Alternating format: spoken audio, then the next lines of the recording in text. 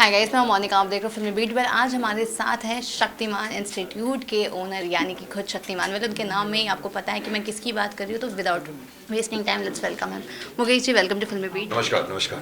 Okay, तो सबसे पहले आपके इंस्टीट्यूशन के बारे में जानना चाहूँगी। कैसा रहा आपकी जर्नी, कब आपने सोचा लाइक ये इंस्टीट्यूट खोलना चाहिए? क्या है, शक्तिमान करने के पहले मैं महाभारत कर चुका हूँ। महाभारत करने के पहले मैं फिल्म इंस्टीट्यूट में पूना में रह चुका हूँ।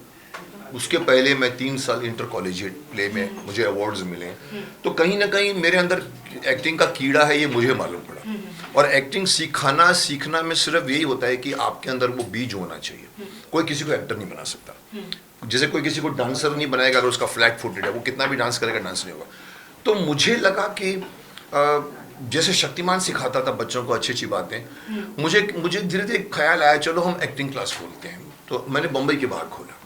अब ये पहली बार बम्बई में खोला है, जो बहुत बड़ा बहुत सारे स्कूल्स हैं।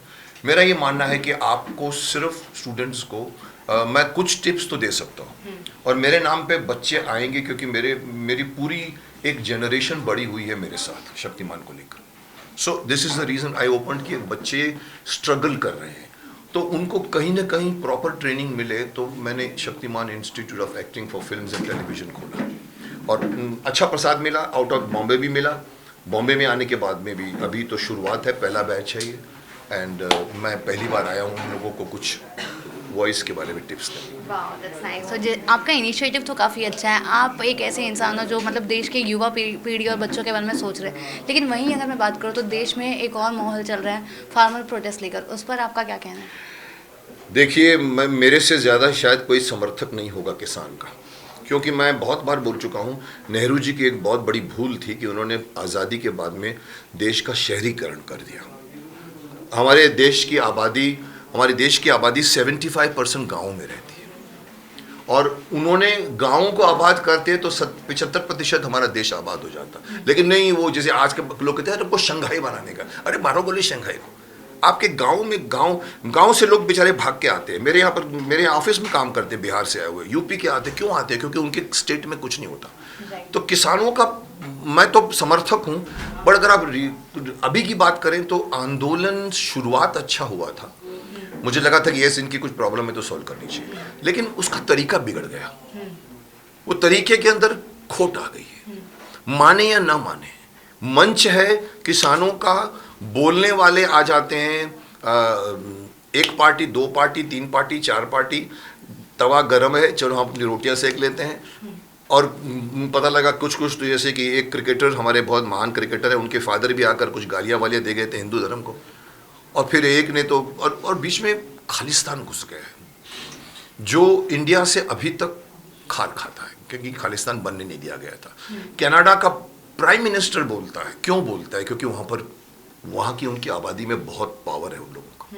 सो मैंने आज ही एक अपना पोस्ट किया है मेरे चैनल पे, भीष्म इंटरनेशनल पे। मैंने कहा कि ये कनाडा का पीएम, ये पॉर्न स्टार, ये पॉप स्टार, ये पर्यावरण की स्टार, ये इन लोगों को मैंने लाइन दिया है कि हमारे अंगने में तुम्हारा क्या काम? तुमको किसने हक दिया है हमारे बारे में बोलने को? सो इसके पीछे एक साजिश आ गई है। 26 जनवरी ने तो इनका केस पूरा बिगाड़ दिया है।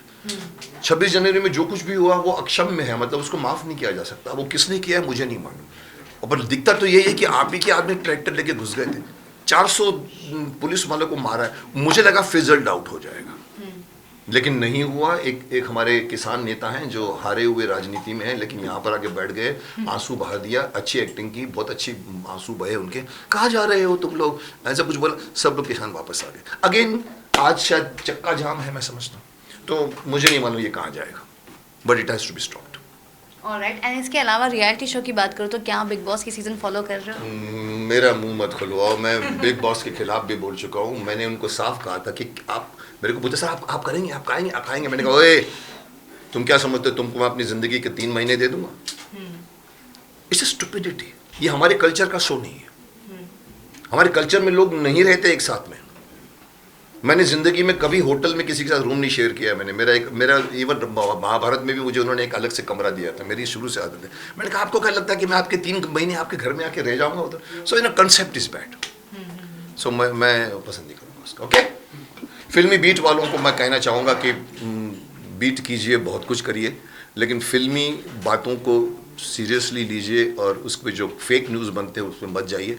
और मैं ऑलवेज जर्नलिस्ट को भी कहता हूँ, चैनल को कहता हूँ, रिपोर्टिंग सही कीजिए। That reporting is very important today. Okay, all the best to the listeners also, all the best to the आपके जो बनाने वाले हैं उन सबको भी मैं विजयी भाव कहना चाहूँगा। ओके।